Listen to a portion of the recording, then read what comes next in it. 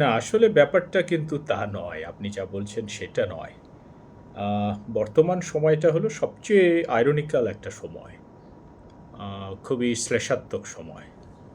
কারণটা হলো আমরা কানেক্টিভিটির কথা বলছি, আমরা প্রযুক্তিকে প্রমোট করছি যে প্রযুক্তি আমাদের কাছাকাছি আনছে, কানেক্ট করছে। কিন্তু সত্য কথাটা হলো যে প্রযুক্তির যতই এখন বিকাশ বা বিস্ফোরণ হচ্ছে, আমরা দেখছি যে মানুষ কিন্তু একে অপর থেকে দূরে সরে যাচ্ছে।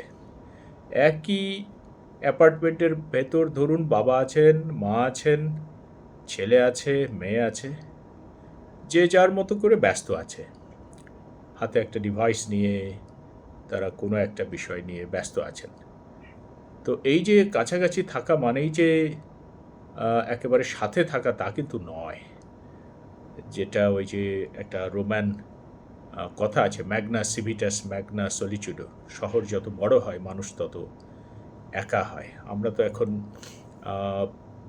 কসমোপলিটানিজমের কথা বলছি, আমরা গ্লোবালাইজেশনের কথা বলছি, আমরা মেগা সিটির বিষয়টাকে খুব উচ্ছ্বাসের সাথে বলছি, কিন্তু আসলে আমরা পরস্পর থেকে বিচ্ছিন্ন হয়ে যাচ্ছি, একা হয়ে যাচ্ছি।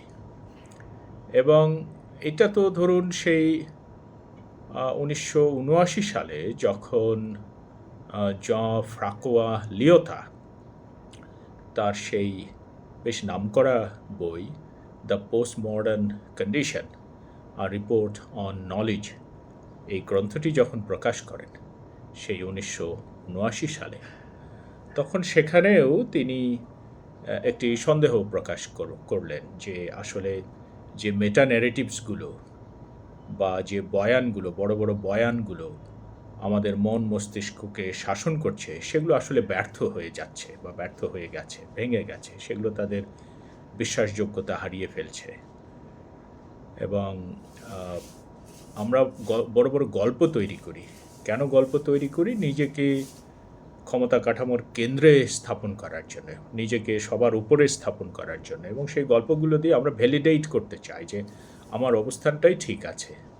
আমি যদি কারো ওপর নিজের কর্তৃত্ব চর্চা করি, আমি বুঝাতে চাই ওই গল্প দিয়ে যে আমি ঠিক কাজ করছি, এবং তারা যে আমার কর্তৃত্ব মানতে বাধ্য হবে, সেটাও আমি ওই গল্প দিয়েই বুঝাতে চাই যে আমাকে মানা বা আমার গল্পের কাছে তাদের বশ্যতা স্বীকার করা, এটা তাদের নৈতিক দায়িত্ব।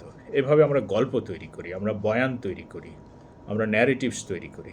আমাদের গল্প রাজনীতিতে আছে, আমাদের গল্প অর্থনীতিতে আছে, আমাদের গল্প বিশ্বাস ব্যবস্থায় আছে, আমাদের গল্প জীবনের পরতে পরতে আছে। এই গল্পগুলো আমরাই তৈরি করি। এর সাথে আমরা ইতিহাস, ঐতিহ্য, তারপরে আমাদের নন্দন, সাহিত্য, শিল্প সব কিছুকে আমরা মিশিয়ে গল্পগুলোকে আরও শক্তিশালী করার চেষ্টা করি।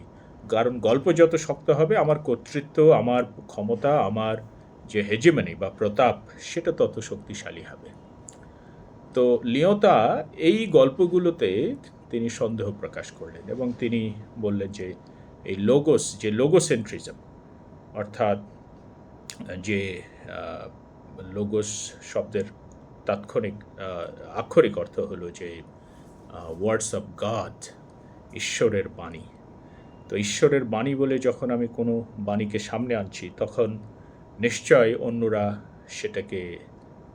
সেটার বিরোধিতা করবে না। এবং এটা আমি যখন আনছি, তখন আমি নিজেকে আবার ঈশ্বরের প্রতিনিধি বলে তাদের সামনে হাজির করছি যে আমাকেও তাহলে মানতে হবে। এটা আপনারা ইতিহাসে পাবেন।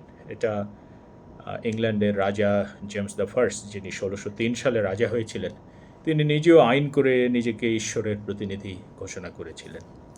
তো এরকম ইতিহাসে অসংখ্য দৃষ্টান্ত আছে। তো এগুলো করা হয়েছে কিন্তু ওই যে ন্যারেটিভস তৈরির মধ্য দিয়ে।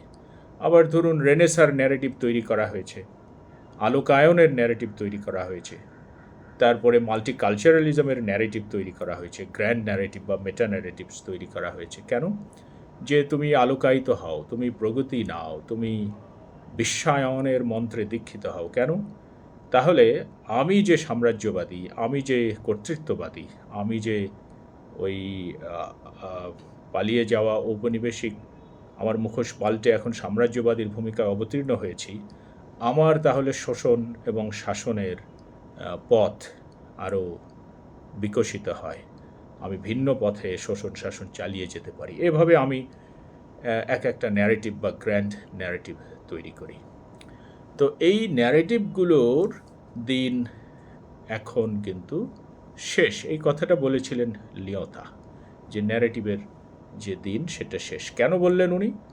উনি বললেন যে একটা ন্যারেটিভ টিকে থাকে তার যে আপনার ইম্প্যাক্ট, অর্থাৎ তার যে প্র্যাকটিস বা প্র্যাকটিক্যাল ইনফ্লুয়েন্স, সেটার উপর ভিত্তি করে।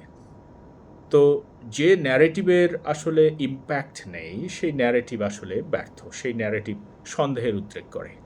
তো সেটা কিভাবে? যেমন ধরুন, আপনি যে বিষয়টাকে সত্য বলে মানেন সেই 100 বছর ধরে বা 1000 বছর ধরে, সেই সত্য এখন আপনাকে মিথ্যা কাজ করতে বা মিথ্যাচার করতে বাধা দিতে পারছে না, তার মানে সেই সত্য ব্যর্থ হচ্ছে। আপনি যেটাকে আপনার বিলিফ বলে মানেন, সেই বিলিফ আপনাকে আপনার ভেতরের যে প্রবৃত্তি, কুপ্রবৃত্তি বা অন্যের ক্ষতি করার প্রবৃত্তি, সেটাকে কন্ট্রোল করতে পারছে না। তাহলে নিশ্চয় সেই সত্য, যেটাকে আপনি সত্যের গ্র্যান্ড ন্যারেটিভ বলে হাজির করছেন, সেটা তার বিশ্বাসযোগ্যতা হারাবে, মানুষ সেটাতে সন্দেহ করবে। ঠিক একইভাবে যে ইতিহাসের বয়ান আপনি নির্মাণ করে নিজেকে সবার মাথার উপরে স্থাপন করছেন, সেই ইতিহাস যদি সবাইকে এম্পাওয়ার করতে ব্যর্থ হয়, সবাইকে যদি সেই ইতিহাস তার নিজের অংশে পরিণত করতে ব্যর্থ হয়, তখন সেই ইতিহাসের বয়ানেও মানুষের সন্দেহের উদ্রেক হবে, এবং হচ্ছে এখন প্রতিনিয়ত। এভাবে ধরুন গ্র্যান্ড ন্যারেটিভসগুলো তার যে ভ্যালিডিটি, সেই ভ্যালিডিটি হারাতে বসেছে। ইভেন অ্যানথ্রোপোসেন্ট্রিক যে ফিলসফি, যেটা প্লেটো থেকে আমরা দেখছি, যে গ্রেকো রোমান ফিলসফি, যেটা যে মানুষ হলো একেবারে নেচারের মাথার উপরে বসে আছে, সব কিছুর উপরে সে শ্রেষ্ঠত্ব দাবি করে বসে আছে। তো সেই যে ডিসকোর্স বা সেই যে গ্র্যান্ড ন্যারেটিভ, সেটাও আমরা প্রতিনিয়ত দেখছি যে সেটাও সন্দেহের তীর দ্বারা বিদ্ধ হচ্ছে। কারণ যে মানুষ শ্রেষ্ঠত্ব দাবি করছে, সেই মানুষের কিছু কিছু কাজ যখন তার অন্য মানুষকে লজ্জায় ফেলে, বিব্রত করে এবং মাথা নিচু করে দেয়, যে মানুষ মাথা উঁচু করে বাঁচার কথা বলে, তাদের মাথা লজ্জায় নিচু হয়ে যায়, তখন ওই ন্যারেটিভটাও, যে অ্যানথ্রোপোসেন্ট্রিক যে অবস্থান মানুষের, সেই ন্যারেটিভটাও কিন্তু তখন প্রশ্নবিদ্ধ হয়।